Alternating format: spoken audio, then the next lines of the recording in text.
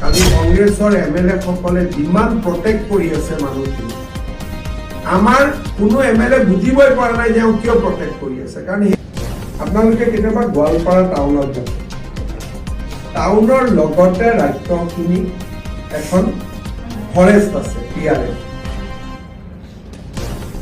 তেওঁলোকে কি কৰিলে, বাঘবৰৰ পৰা নদী ভাঙা মানুহ বুলি গোৱালপাৰাত সোমালে। ইমান মানুহ সোমালে যে মেজৰিটি হিন্দু সমষ্টিটো মেজৰিটি মুছলিম সমষ্টি হৈ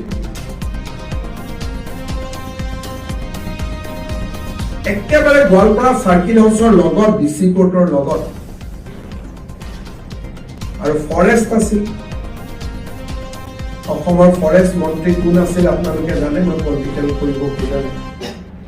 কাজিৰঙাৰ গড় হত্যাটো আমি যিমান সিৰিয়াসলি লওঁ, এনেকুৱা বহুত ঘটনা আছে। লামডিঙত উঠিলে আমি ঘূৰাই পঠালো।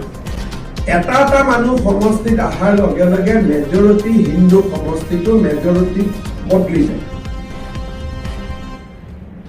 এতিয়া মোৰ কথাটো যে নদী ভাঙিছে, চৰকাৰক আবেদন কৰিব। আমি বৰপেটা জিলাতে মাতি দিলোহেঁতেন, য'ৰ পৰা আছে তাতেই দিব পাৰো।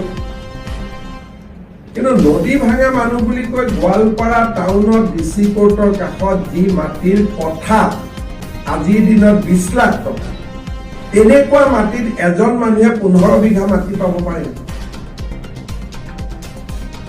যদি নদী ভাঙা বুলি মোক আবেদন কৰিলে তেনে আধা কটা আমি দিলোহেঁতেন।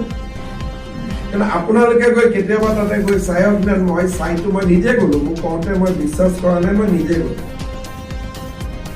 একোজনৰ হাতত 15 বিঘা 20 বিঘা এনেকে হলেতো নদী ভাঙিলেই ভাল। চহৰৰ জেগাত গুৱাহাটীত আহি পেলাই 10 বিঘা মাটি পাই যামতো নদী ভাঙাই ভাল। কোনো দুটা নিয়ম নাই। আৰু এনেকুৱা কোনেও ক'ব নোৱাৰে যে চবৰ নদী ভাঙাৰ কাৰণে আহিছে।